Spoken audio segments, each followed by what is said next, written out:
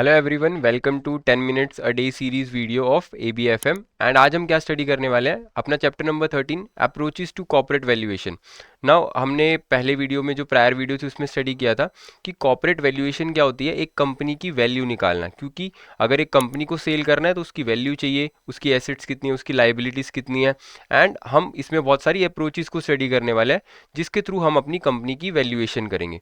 तो हम उन अप्रोचेस को स्टडी करने से पहले हमारे पास एक स्टैंडर्ड आता है जो कि बहुत इंपॉर्टेंट है आपके एग्जाम पॉइंट ऑफ व्यू से। सो हमारे पास कौन सा स्टैंडर्ड है? IVS 105। तो जो वैल्यूएशन मेथड्स हैं वो किस कंसेप्ट पे बेस्ड होंगे? सबसे पहले अगर आपको वैल्यूएशन करनी है तो बहुत सारी अप्रोचेज आपके पास हैं, बट उन अप्रोचेज के लिए आपको सबसे पहले एक बेस बनाना पड़ेगा जिसमें आपके तीन कंसेप्ट आएंगे। First, price equilibrium. अब प्राइस इक्विलिब्रियम किसको डिनोट करता है? जब भी हम दो चीज़ों की एक मिड पॉइंट निकालते हैं। फॉर एग्जांपल प्राइस इक्विलिब्रियम निकलेगा डिमांड एंड सप्लाई। जहां भी आपकी डिमांड एंड सप्लाई मैच करते हैं वो आपका क्या हो जाएगा? Price equilibrium. And anticipation of benefits. अब बेनिफिट्स हमें पता है कि कुछ बेनिफिट हमें होने वाला है, बट एंटिसिपेट हम करते हैं किसी फ्यूचर वैल्यू को लेके कि फ्यूचर में हमें एक पर्टिकुलर क्या एक्सपेक्टेड बेनिफिट हो सकते हैं। जैसे आज हम क्या लेके चलेंगे, हम स्टडी कर रहे हैं, बट हमारा मेन मोटिव क्या है कि हम एंटिसिपेट कर रहे हैं कि कैब का एग्जाम हम डेफिनेटली क्लियर करेंगे। तो ये क्या हो गया? हमारा anticipation of benefits. And substitution refer करता है कि अगर हमारे पास एक एसेट है एंड हमें उस एसेट को क्या करना है? रिप्लेस करना है, उसकी जगह एक और एसेट लेके आनी है, तो हमें कितनी रिप्लेसमेंट कॉस्ट पे करनी पड़ेगी। तो इन कंसेप्ट के थ्रू हम अपनी आगे की वैल्यूएशन करने वाले हैं, अप्रोचेस को स्टडी करेंगे। सो बिजनेस वैल्यूएशन मेथड्स पे जब हम आते हैं तो हमारे पास इनकम अप्रोच है, मार्केट अप्रोच है एंड एसेट अप्रोच है, जो कि बहुत इंपॉर्टेंट टॉपिक है। एंड जो आपका इनकम अप्रोच है वो किससे रिलेट करता है? आपके एंटिसिपेशन ऑफ बेनिफिट से। तो यहाँ पर हम कैसे इनकम अप्रोच को फॉलो करेंगे एंड अपनी वैल्यूएशन कैलकुलेट करेंगे? टू डिटरमाइन द प्रेजेंट और करंट वैल्यू। हमें क्या करना है? एक कंपनी की क्या चाहिए? Present value. बट उस प्रेजेंट वैल्यू के लिए हम क्या यूज करने वाले हैं? Anticipation of benefits. For example एक बैंक है एंड अभी वो कितना प्रॉफिट अर्न कर रहा है? 5 CR का। एंड उसको लगता है कि ये जो 5 CR का प्रॉफिट है वो नेक्स्ट 5 ईयर्स के लिए भी क्या रहेगा? स्टेबल रहेगा। तो उसे पता है कि 5 साल उसको 5-5 CR का प्रॉफिट होने वाला है। एंड इसके थ्रू जब वो अपनी वैल्यूएशन निकालेगा, अब ऑल दो ये जो वैल्यूज़ है, फॉर एग्जाम्पल 2025 से 2030 की वैल्यूज़ आपके पास है, बट ये तो फ्यूचर वैल्यूज़ हो गई। आपको ये जो बेनिफिट हो रहा है वो फ्यूचर के अंदर हो रहा है, बट आज अगर हमें आज की वैल्यूएशन निकालनी है, अपनी प्रेजेंट वैल्यूएशन निकालनी है, तो ये जो 2025 टू 2030 की वैल्यूज़ है हमें उसको कहाँ पे लाना पड़ेगा? 2024 की वैल्यूज़ पे लाना पड़ेगा।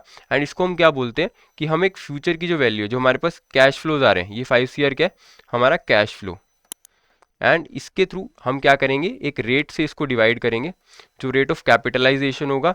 एंड हम क्या करेंगे? अपनी प्रेजेंट वैल्यू कैलकुलेट करेंगे, जो हम आगे फर्दर टॉपिक्स के अंदर भी स्टडी करेंगे। तो नेट ऑपरेटिंग इनकम जो है कंपनी की, उस पर हम ये मेथड को लगाने वाले हैं। एंड इस फिगर को हम किससे डिवाइड करेंगे? रेट ऑफ कैपिटलाइजेशन से, जिसके थ्रू हमारी कंपनी की प्रेजेंट वैल्यू निकलेगी, हमारी वैल्यूएशन आएगी। Then we have market approach. अब कुछ केसेस ऐसे हो सकते हैं कि एक कंपनी को पता ही नहीं है कि उसके क्या बेनिफिट्स उसको फ्यूचर में होने वाले हैं, उसको नहीं पता कि वो स्टेबल प्रॉफिट अर्न करेगी, वो ग्रोथ करेगी या उसका डिक्लाइन फेज आएगा। तो उस केस में कंपनी कैसे अपनी वैल्यूएशन करेगी? तो उसके पास क्या ऑप्शन आता है? मार्केट अप्रोच का। यहाँ पर हम क्या कंसिडर करते हैं? Price of recent transactions. जैसे हम अपनी normal day to day life में भी क्या करते हैं कि अगर आपको अपना घर सेल करना है या कोई भी कंपेरेबल एसेट आप ले सकते हो जो आपको सेल करनी है, तो हम यही देखते हैं कि क्या किसी और ने भी वैसी सिमिलर एसेट को सेल किया है। फिर हम क्या देखते हैं कि अगर वो दोनों एसेट सेम है, एंड फिर उसके थ्रू हम क्या करते हैं? सामने वाले ने जो वैल्यूएशन पे उसको सेल किया, हम भी उसके आसपास का प्राइस लगा के उसको सेल करना चाहते हैं कि इस चीज़ का मार्केट में क्या प्राइस चल रहा है। तो यही चीज़ हम एसेट के साथ और इधर एंटायर बिजनेस के साथ करने वाले हैं कि हम डिटरमाइन करेंगे worth of a business by making a comparison. हम कंपेयर करेंगे उसको किसके साथ? अदर बिजनेस के साथ, जो कि कंपेरेबल नेचर का है। यहाँ पर मेन वर्ड क्या है? Comparable nature. क्योंकि जब आप सेल कर रहे हो किसी एसेट को, बिजनेस को, तो उसके अंदर रिप्रेजेंट करता है आपका साइज सेम होना चाहिए, आपका जो नेचर है, आपकी जो एक्टिविटीज़ है वो सिमिलर होनी चाहिए, तभी आप क्या कर सकते हो? उसको कंपेयर कर सकते हो। Next we have asset approach. अब एसेट अप्रोच को हम और क्या बोलते हैं? हमारी कॉस्ट अप्रोच। ऑब्वियसली एसेट के थ्रू हमें क्लियर हो रहा है कि यहाँ पर हम क्या कैलकुलेट करने वाले हैं?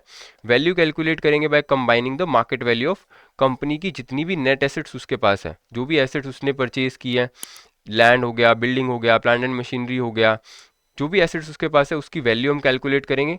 एंड ये हेल्पफुल किसके लिए अप्रोच, एसेट इंटेंसिव बिजनेस के लिए, होल्डिंग कॉर्पोरेशंस के लिए, ट्रबल्ड एंटिटीज के लिए, एंड बिजनेस जिसकी वर्थ है जिसकी जो वर्थ है वो नेट टेंजिबल वैल्यू से क्या है, लो है। एंड यहाँ पर हम क्या यूज़ करने वाले हैं, जैसे फॉर एग्जांपल एक बिजनेस की वैल्यूएशन आप करने वाले हो, तो अब हम हमारे पास बहुत सारी एसेट्स हैं जिनकी वैल्यूएशन हमने की है, बट आज अगर आपको उस बिजनेस को दोबारा से बिल्ड करना है, उन एसेट्स को दोबारा से परचेज करना है, तो आपको एक कॉस्ट इनकर करनी पड़ेगी। तो वो जो कॉस्ट टू बिल्ड है वो यहाँ पर आएगी। एंड इधर क्या हो सकती है, कॉस्ट टू रिप्लेस, जो हमने सब्स्टिट्यूशन में भी स्टडी किया था कि अगर एक एसेट को आपको रिप्लेस करना है एंड उसकी जगह आपको एक नई एसेट लेके आनी है उसके सिमिलर कंपैरिजन में, तो हमें क्या चाहिए, एक कॉस्ट टू रिप्लेस चाहिए। तो ये दोनों चीज़ें यहाँ पर फॉलो होती हैं एंड इसके थ्रू हमारी क्या अप्रोच बनती है, एसेट अप्रोच। तो आई होप कि जो अप्रोचेज है कॉर्पोरेट वैल्यूएशन की वो आपको अच्छे से समझ आई है। एंड ट्रस्ट मी बहुत इंपॉर्टेंट टॉपिक है एग्जाम पॉइंट ऑफ व्यू से। एंड इसके रिलेटेड हम एक क्वेश्चन भी कर लेते हैं। According to IVS 105 valuation methods के अंदर जो हमारी अप्रोचेज है उसके लिए बेसिक कंसेप्ट आपको कौन कौन से चाहिए होते हैं, price equilibrium, anticipation of benefits, substitution.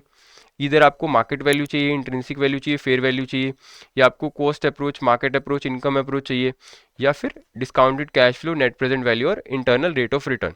तो इसका जो भी आंसर आपको लगता है करेक्टली वो आप कमेंट बॉक्स में बता सकते हो। And so thank you so much.